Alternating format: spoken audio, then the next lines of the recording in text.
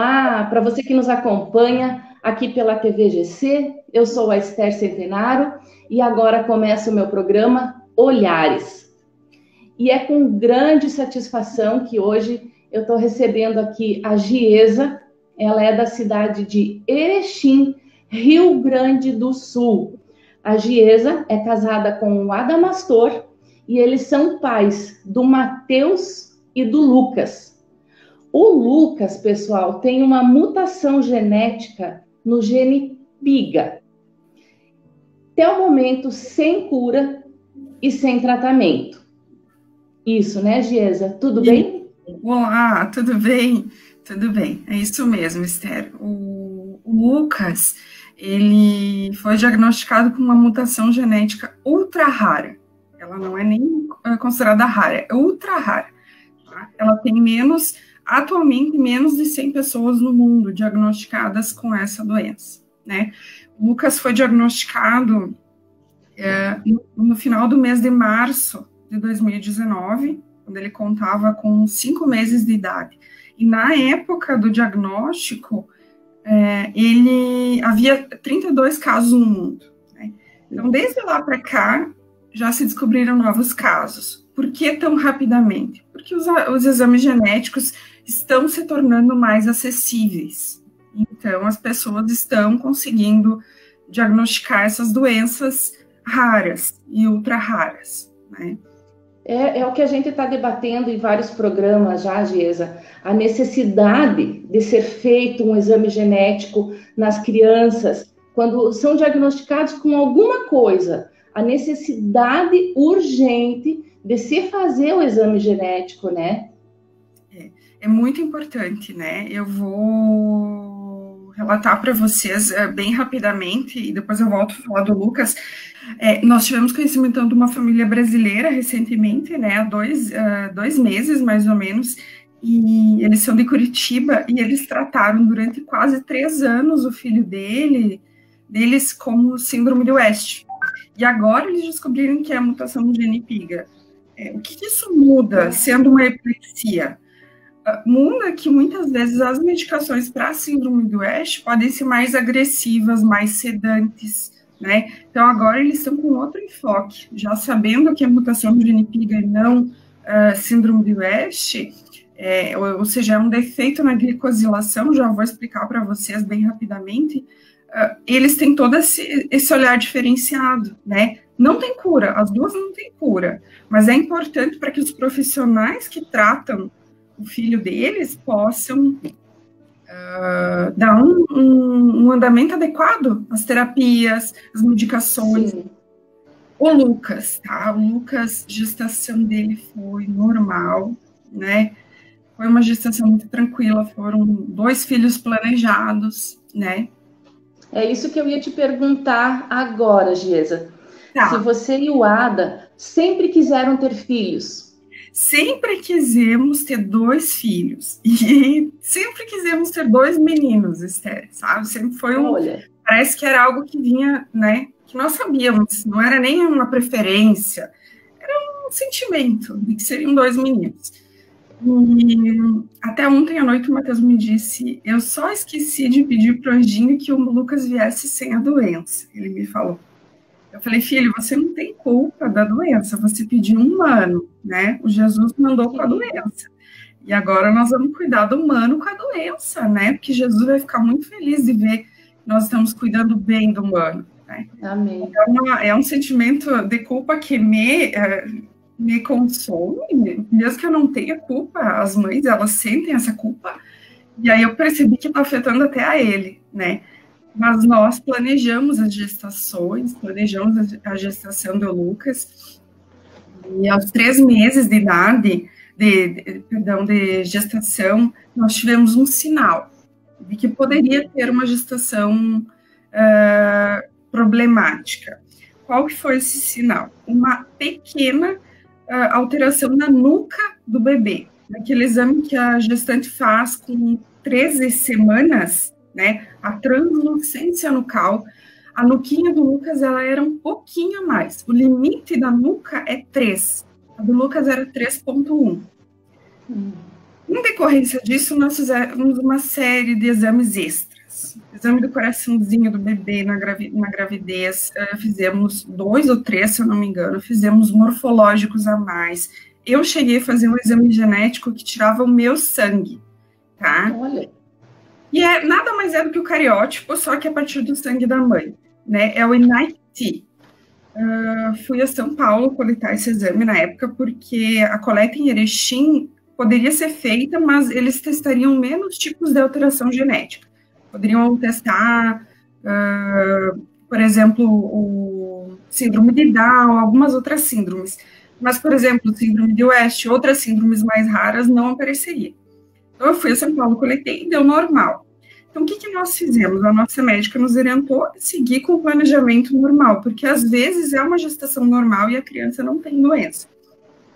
E aí eu tinha a ideia de fazer um parto normal e voltei para o meu plano, e o Lucas acabou nascendo de parto normal, muito natural, sem anestesia, evoluiu muito bem o parto, nasceu mamando, foi direto para o peito, aquela coisa de filme, assim, de documentário de parto natural, foi maravilhoso. E aos 3 meses de idade ele teve a primeira crise epilética. Né? Isso que eu ia te perguntar. Quando que vocês perceberam algo errado, ou se tinha acontecido algo errado, né? Algo diferente, para que vocês notassem que o Lucas não estava desenvolvendo normal. O Lucas nasceu, até os 3 meses, tudo normal. Então, o que aconteceu? Tudo normal, até onde nós tínhamos conhecimento, né, Esther? Porque hoje, fazendo uma regressão mental, a gente lembra, ele fazia movimentos oculares descoordenados, né? Ele tinha alguns espasmos, mas não chegava a ser uma crise epilética, né? Não ficava roxinho, não ficava...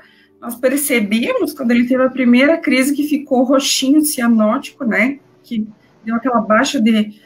E aí ficou molinho depois no pós-crise, e aí fomos para o hospital. Mas antes disso, antes dos 3 meses, ele já fazia alguns movimentos oculares que hoje... Nós resgatando o arquivo de família, nós percebemos que ele tinha, tá?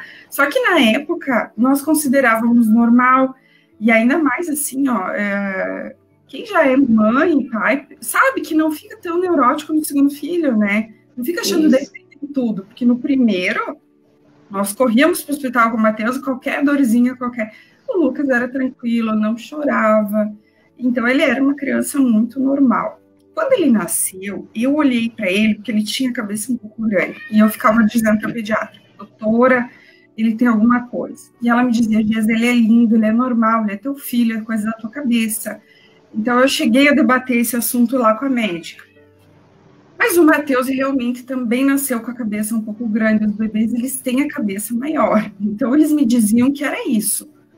E, enfim, esse assunto morreu lá no nascimento e nunca mais ninguém falou até o início das convulsões, né? E aí depois começaram as convulsões. Foi com uma crise de convulsão que vocês perceberam e começaram a correr atrás. Exatamente. Aí nós começamos a perceber, e aí começamos a série de exames genéticos, né? Nós tivemos a sorte, Esther, de estar bem assistidos por médicos aqui em Erechim e Passo Fundo. Já nos encaminharam a Porto Alegre, uma médica geneticista, que já pediu uma série de exames, né? Então, a gente tinha esperança que fosse uma crise isolada, mas é que ele convulsionou na sexta, ficou internado até domingo, não teve mais. Teve alta, na segunda-feira voltamos para o plantão, né? Aí o plantonista que pegou ele disse, olha, isso não é normal, tá? Não é uma crise isolada. Já vamos iniciar com o Gardenal, né? Com a primeira medicação, e vocês vão procurar um neuropediatra. Então, no dia seguinte, já fomos a Passo Fundo procurar a neuropediatra, e ela disse, olha, isso aqui tá estranho, se fosse meu filho, eu ia hoje a Porto Alegre. Aí já saímos dali, já fomos procurar, e na mesma semana já levamos a Porto Alegre. Então, foi tudo muito rápido, né? Com 5 meses, ele tinha o exame genético, que às vezes é um diagnóstico que demora anos, né, Esther?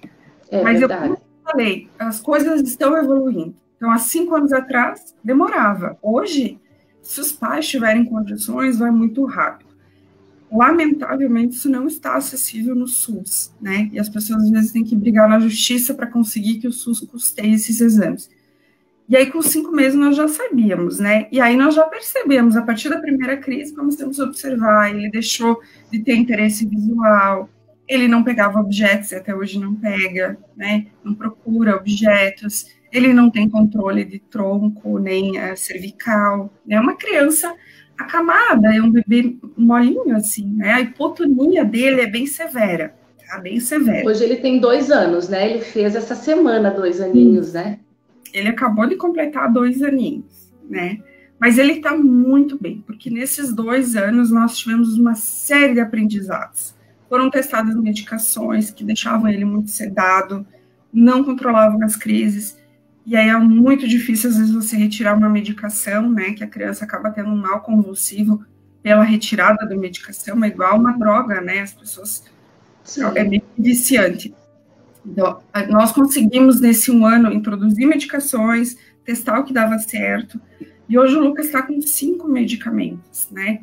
Mas o marco dele, ele tem alguns marcos, né? A dieta cetogênica foi um marco de controle das crises epiléticas, lá aos 5 meses de idade, 4 meses de idade, perdão, foi em março de 2019. Depois a gastrostomia dele, né? Aos 7 meses de idade, que foi fantástico, né? Nós relutamos, não queríamos, debatemos com os médicos todas as alternativas, mas foi a melhor coisa que nós fizemos, porque a partir disso o Lucas parou de ter dificuldade de ganhar peso, porque ele começou a perder peso aos 3 meses. Se vocês olharem no Instagram dele, as fotos dele, até os 3 meses o Lucas é gordinho, né? Fortinho, aí ele começa a regredir. Aí aos 5 meses ele tá muito magro. E aí as médicas nos convenceram a fazer a gastrostomia, porque ele não tinha mais força de sucção, né? Além disso, ele poderia aspirar e ir para o pulmão essa alimentação. Explica um pouquinho, assim, nas palavras que quem está nos ouvindo possa entender o que é o gene PIGA, o que é a mutação do gene PIGA. Certo, o gene PIGA, ele é um gene responsável por um processo de glicosilação. Ele não é o único responsável, ele está numa cadeia de glicosilação. O que é glicosilação? Produção de uma enzima no nosso corpo, uma proteína, né? Que nós precisamos para que as nossas células funcionem bem, para que as engrenagens do nosso cérebro funcionem, tá? Então, o cérebro, as células precisam fazer essa glicosilação, ter essa proteína. Essa proteína não tem como tomar, tá? Não tem como dar injeção, não tem como nada. Por quê? Porque é uma proteína muito complexa, tem vários genes envolvidos, não é só o gene PIGA. Tem uma cadeia de 150 genes do nosso corpo, tá? Que estão envolvidos nessa cadeia de glicosilação. Só que o gene PIGA é lá o primeirinho da base. Se tu for pegar o caminho da glicosilação, o gene PIGA está aqui. Então, assim, já começa dando errado. A glicosilação não funciona. Então, o alimento do cérebro, das células, de todos os tecidos do corpo, ele não vai ocorrer adequadamente, né? Por mais que a gente alimente, dê as medicações, ele não funciona, porque tudo que entra ali é processado de forma errada, tá? Tudo não segue o rumo certo, né? Não segue a cadeia. Ele até pode seguir, mas faltando pedacinhos, porque o gene PIGA não deu a parcela dele, tá? Uhum. Existem outras doenças. Isso ocasiona o quê? Hipotonia severa. O que é hipotonia? É a criança não ter aquele tônus muscular, aquela força muscular, tá? Na verdade, ele não coordena a sua força. Porque o Lucas, quando ele quer ter força, às vezes ele se espreguiça as perninhas, ele tem força, mas ele não coordena. Então, a hipotonia. As crises epiléticas intratáveis, né? Chegando a ter 80 crises por dia, quando não estava com a medicação adequada, né? Deficiência visual cortical, que é quando a criança ela até enxerga, mas ela não consegue captar aquela imagem, produzir no cérebro dela, processar, né? O olho está perfeito, já fizemos exames, mas ela não consegue processar a imagem, então uma deficiência cortical. Tem crianças que têm problema no coração, tem problemas congênitos, assim, em alguns órgãos. O Lucas não tem até o momento nenhum efeito maior em algum órgão. O maior problema do Lucas é hipotonia, né, o atraso significativo no desenvolvimento em decorrência da hipotonia e as crises epiléticas. Então, foram inúmeras internações em UTI, médicos, viagens, Porto Alegre, São Paulo, vocês rodaram bastante o Brasil também. E eu estava vendo uma postagem sua, Giesa, de 27 de maio de 2019, que você começa assim, é uma imagem do Lucas, e você começa a ver essas imagens, nos dá todo o ânimo para investir tudo que temos para continuar. O que você quer dizer com isso? Que nos dá todo o ânimo de investir tudo que temos. Em todos os sentidos, todo o nosso amor, todos os nossos recursos, tudo na expectativa de encontrar um tratamento, uma cura, né?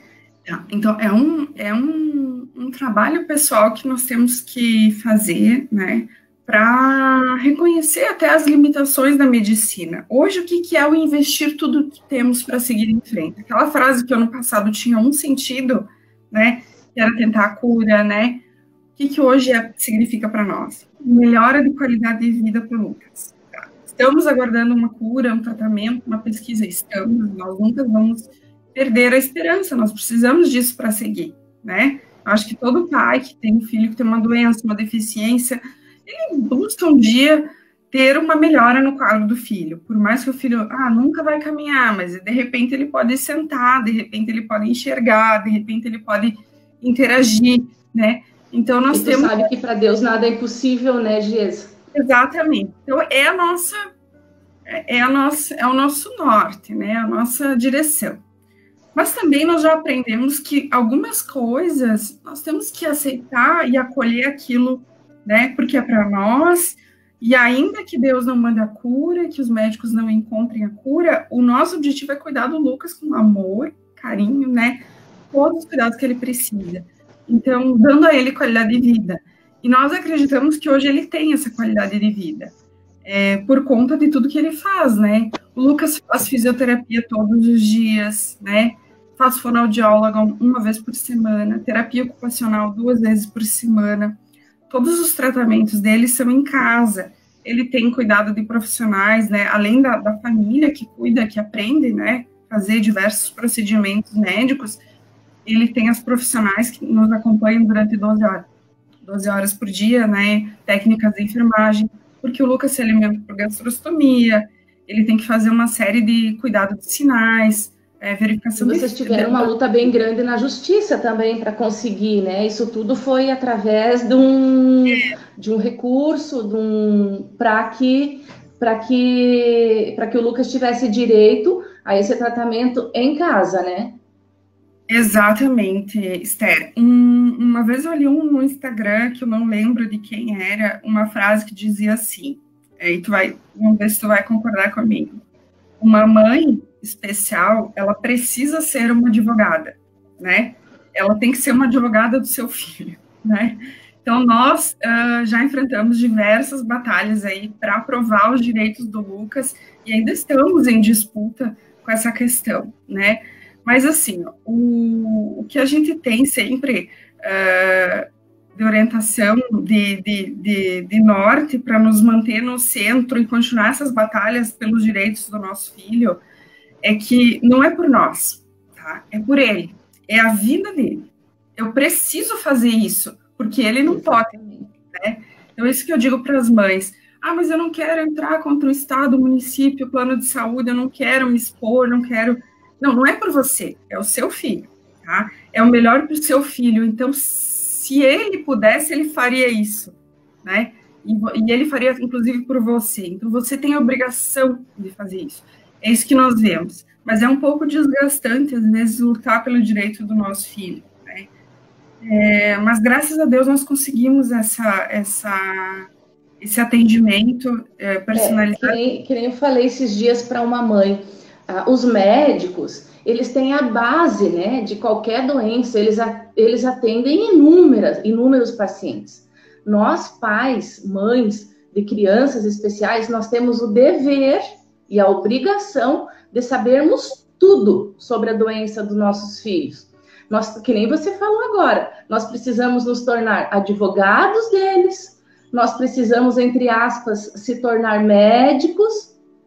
Exatamente, Esther.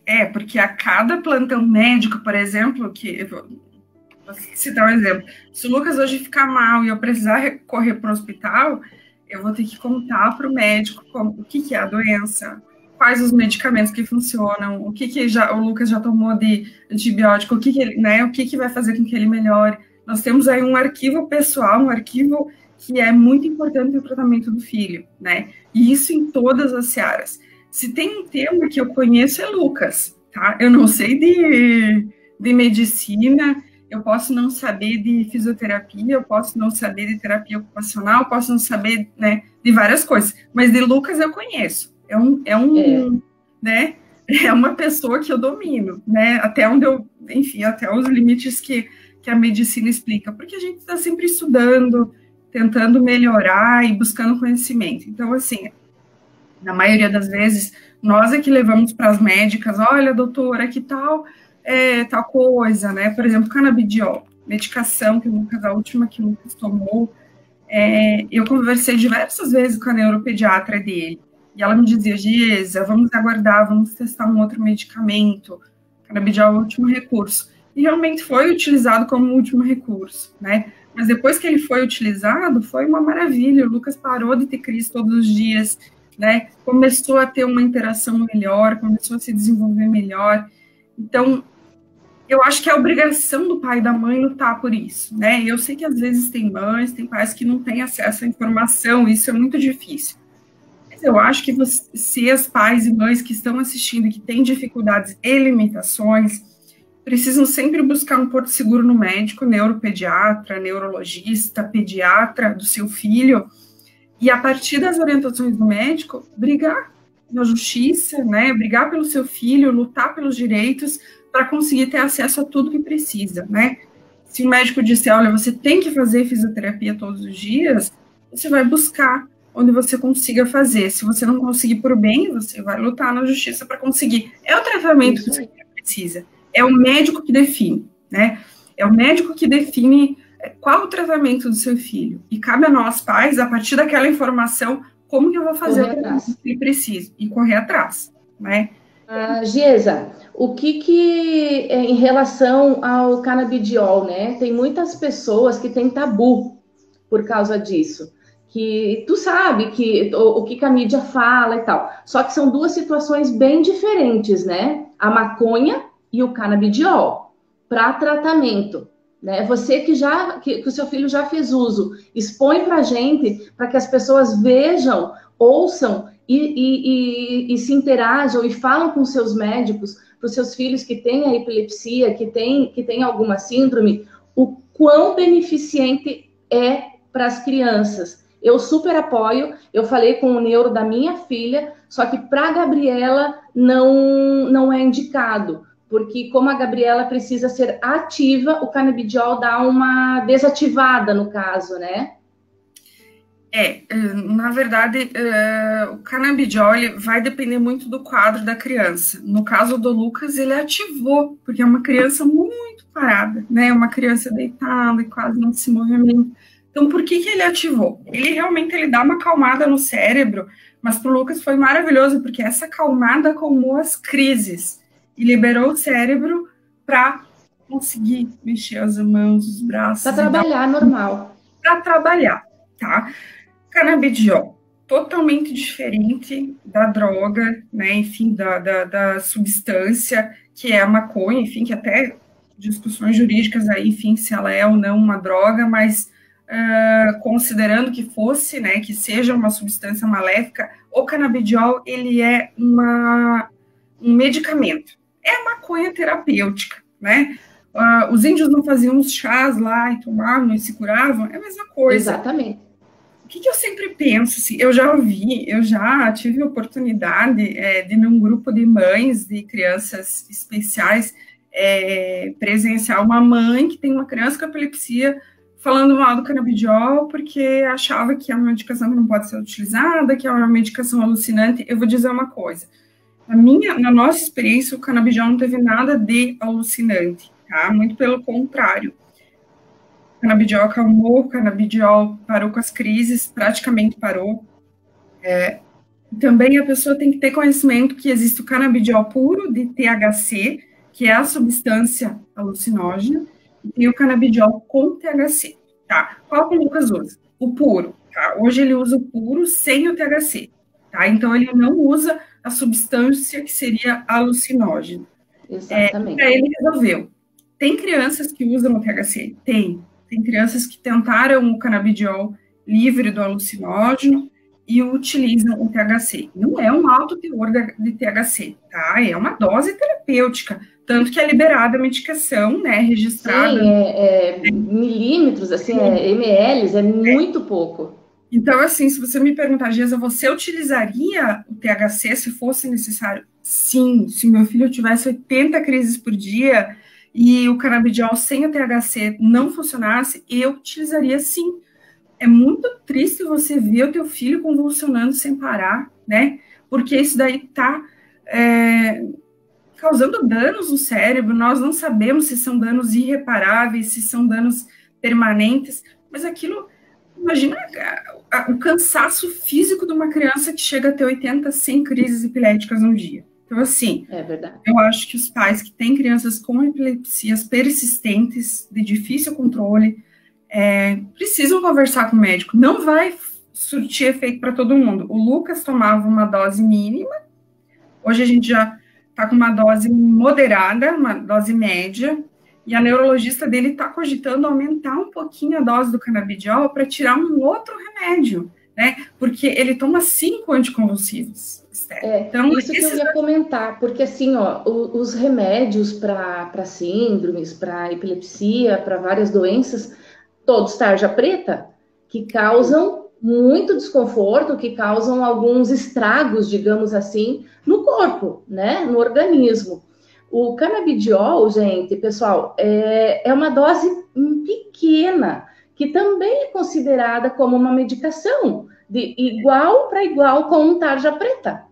E às vezes até mais benéfico do que o tarja preta. É isso, né? Exatamente. O Lucas, sim, foi a medicação que teve melhor controle das crises epiléticas. Hoje o Lucas toma meio ml de manhã e meio à noite. Ele é um óleo, então até nós conversamos isso com a nutricionista dele, com a neuropediatra. É uma medicação que não agride as paredes do estômago, tá? Não sobrecarrega o fígado, porque o Lucas teve, em janeiro, ele teve exames TGO, TGP e gama-GT, que são parâmetros do fígado, alteradíssimos. O gama-GT chegou a quase 1.400, 1.300 e quase 1.400. Então, nós tivemos que fazer uma retirada abrupta aí de uma medicação que estava causando um mal terrível para ele. Mas, enfim, é uma medicação que para outras crianças pode funcionar, mas para o Lucas foi péssimo. E substituir por conta disso. O canabidiol não tem esses efeitos colaterais, tá? Mas, assim, também não quero pregar para vocês que o canabidiol é a solução para todos os quadros de epilepsia. Cada neuropediatra vai analisar, enfim, o quadro do paciente. Eu acho que nós temos que ter isso. Mas acho que é uma medicação... Cada caso é um caso, pessoal. Nunca façam uma medicação por conta própria, independente de ser um remédio sem tarja preta ou canabidiol. O que a gente quer deixar claro aqui é a eficácia dele. Não estamos fazendo apologia nenhuma para o canabidiol, muito pelo contrário, estamos esclarecendo os benefícios que ele faz. Mas vocês devem consultar os pediatras, os médicos, os neurologistas, que eles vão avaliar o caso do seu filho, da sua filha, para ver se é o caso de estar usando, né? É isso aí.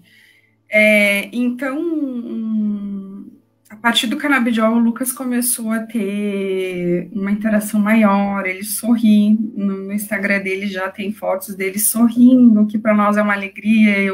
Quando o Lucas, em maio do ano passado, ele ficou muito mal na UTI, em Passo Fundo, eu pedi muito a Deus que me desse a oportunidade de curtir meu filho, né? Que não deixasse que a passagem do Lucas fosse algo tão tão curto que nós não pudéssemos viver ele, aproveitar ele, né, curtir o nosso filho. E agora Deus está nos dando essa resposta, porque nós conseguimos curtir o Lucas, tá?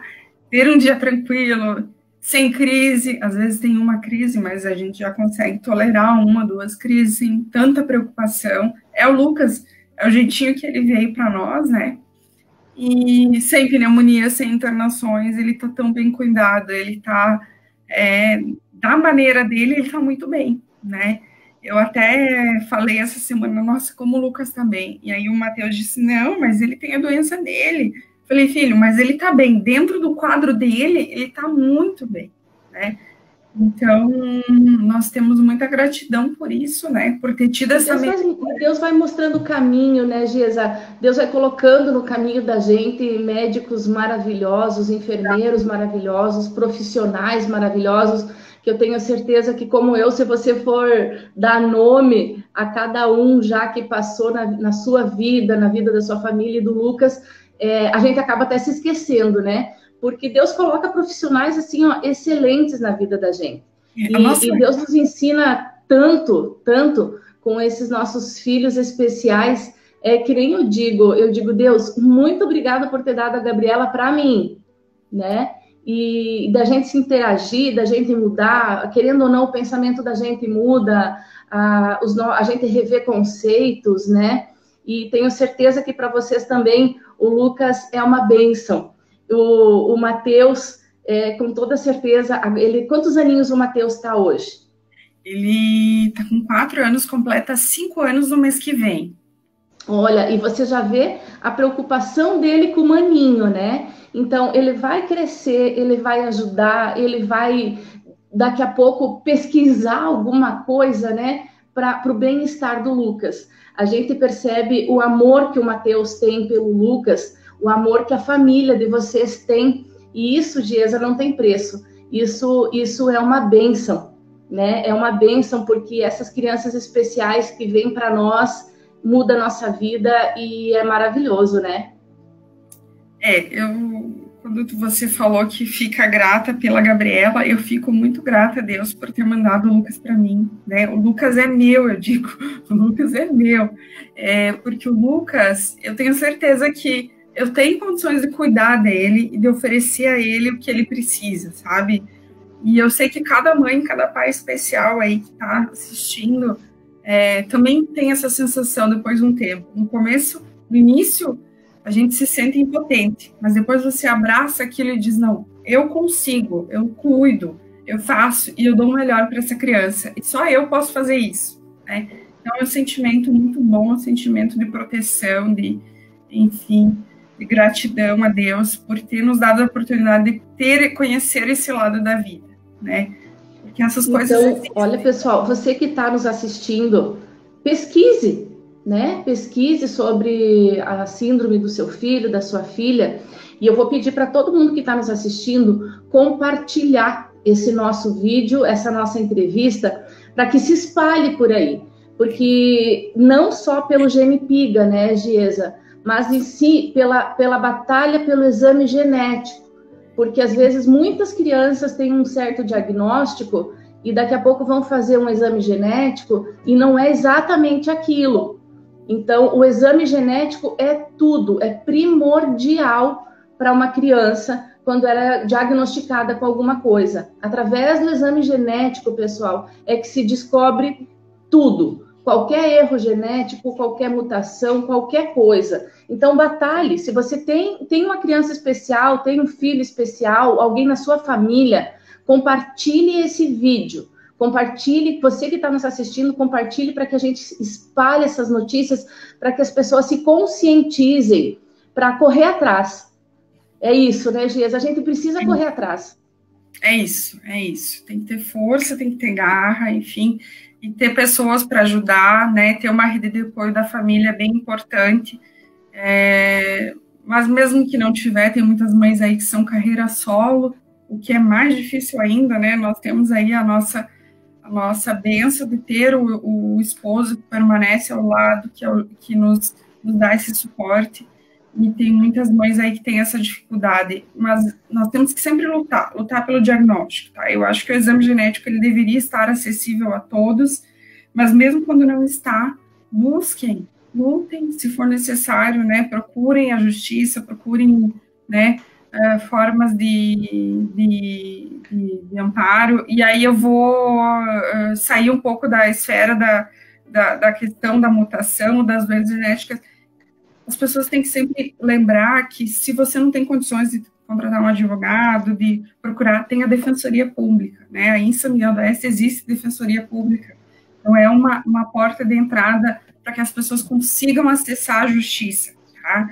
Então, converse sempre com o médico, eu acho bem importante, né? Nós já tivemos inúmeros exemplos aí de crianças que estavam com um tratamento, depois do exame genético descobriram que estavam utilizando medicação tóxica para aquela criança, porque com aquele diagnóstico ela não poderia utilizar. Então, tem uma série de situações aí que eu acho que é bem importante que os pais lutem pelo exame genético, né? Eu fico muito triste quando eu vejo a mãe falando assim, não, é uma paralisia cerebral, faltou oxigênio, mas é isso aí, né, não tem o que fazer, mas você fez exame genético? Não consegui, é muito caro, é inacessível.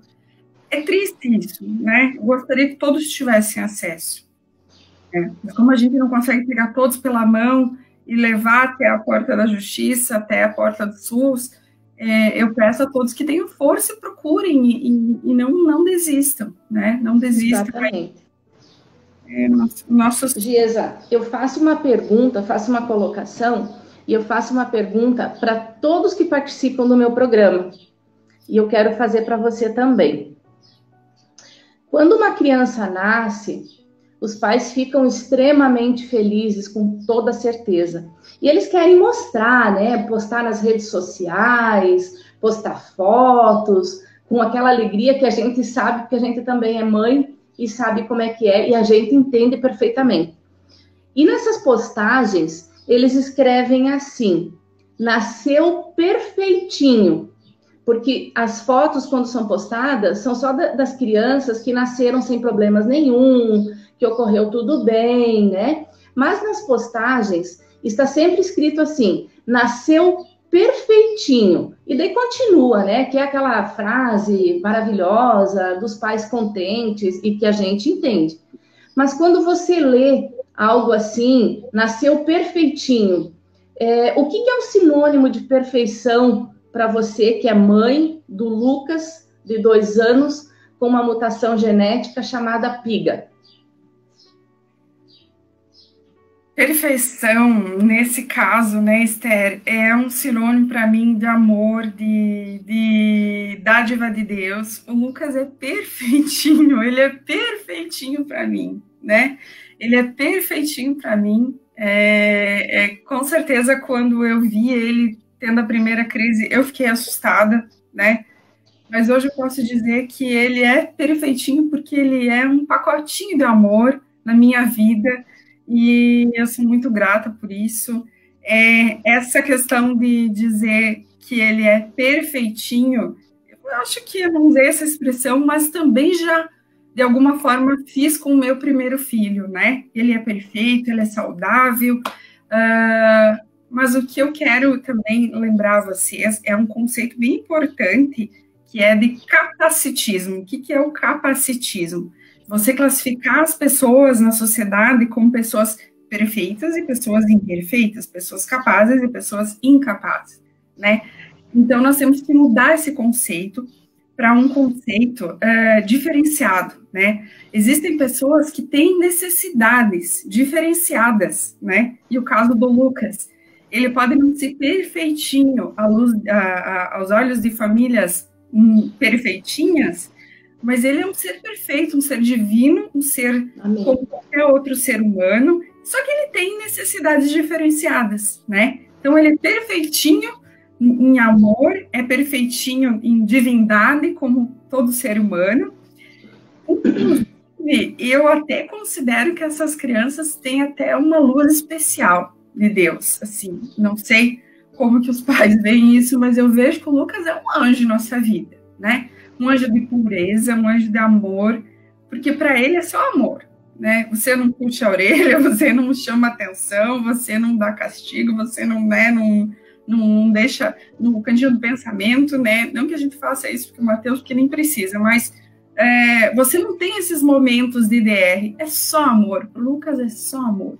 Então ele é um ser perfeitinho, né? Ah, que lindo, que lindo. Gesa, para nós terminarmos o nosso programa, eu queria que você deixasse um recadinho para o seu marido, para o Mateus, que eles estão na outra sala, que eu sei que o Ada está cuidando do Mateus, e depois eles vão assistir a nossa entrevista. Então eu quero que você deixe um recadinho para eles e para sua família. E para a família dele, no caso, para a família de vocês. Vocês são o meu apoio, né? Eu sei que eu tenho sido nos cuidados com o Lucas, nos nossos embates judiciais aí, na busca dos direitos do Lucas. Eu tenho sido o pilar, eu reconheço isso, tá? Não é pretensão minha, mas eu é que tenho corrido atrás, né? É a mãe muitas vezes que vai.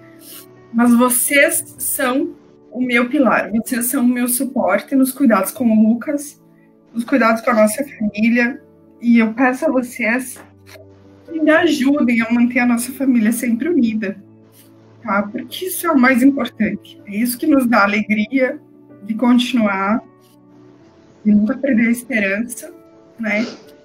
E eu amo muito vocês, tá? Obrigada por vocês existirem do jeitinho que vocês são na minha vida, tá? Muito obrigada. Então, pessoal, eu quero agradecer muito hoje a essa família especial que me deu essa oportunidade de estar contando aqui para todo mundo a história do Lucas, esse menino lindo, essa família linda, Gesa, que você tem, abençoada, que está do seu lado, que Deus está abençoando vocês em todos os momentos e está direcionando vocês. E eu tenho certeza que o Lucas, tanto quanto o Mateus, mas hoje nós estamos falando do Lucas, vai te trazer muitas alegrias, muitas realizações. E através dele, Gesa, vocês têm uma missão nesse mundo. Deus deu o Lucas para vocês, porque vocês têm uma missão. E aos poucos vocês vão descobrir qual é essa missão. Cada um Deus mostra pra gente a missão que a gente tem. E é através do Lucas que vocês vão seguir isso. Eu quero agradecer muito por você ter dado essa oportunidade de estar aqui, contado um pouquinho da vida do Lucas, da vida de vocês. E eu quero que você deixe aqui para nós o endereço da página do Instagram do Lucas, para que se as pessoas quiserem se integrar, quiserem saber mais, poder ajudar, médicos, pediatras, neurologistas, qualquer especialidade possa estar entrando na página do Instagram do Lucas e também estar verificando. Então tá, o Instagram do Lucas é @lucascdgpiga. Tá? O Lucas também tem uma página na internet que é www.lucascdgpiga.com. Tá? Essa página ainda não está totalmente alimentada com as nossas histórias em razão dos nossos afazeres, enfim, além dos cuidados com o Lucas, do Mateus, nós também temos a nossa vida profissional, então muitas vezes não sobra tempo e as consultas e as rotinas, as terapias, a agenda é bem complicada, mas nós estamos alimentando. Lá na página existe um link que vai direcionar para a pesquisa da mutação do gene PIGA, explica bem certinho a origem da mutação, como que ela é transmitida de geração em geração, tá? Se alguém tiver curiosidade, na página da internet. E no Instagram, as fotos, as rotinas do Lucas, vídeos, eu estou sempre alimentando, que o Instagram é um local de mais fácil alimentação, né, e compartilhamento de informações. Então, sempre tudo muito atualizado, tá? Para quem quiser acompanhar o Lucas, eu digo que o Lucas tem fãs, né? Ele tem inúmeros fãs que as pessoas... Ele é uma celebridade, assim, ele é um astro do Instagram. Então, ele tá lá. Ah, que legal. Então, para nós encerrar esse nosso programa, você que nos assistiu aqui pela TVGC, muito obrigado. compartilhe essa nossa entrevista, essa nossa conversa. A gente vai ficar muito agradecida. E eu agradeço de verdade, de coração, você que nos assistiu aqui pela TVGC e a Giesa e a família dela. Muito obrigada.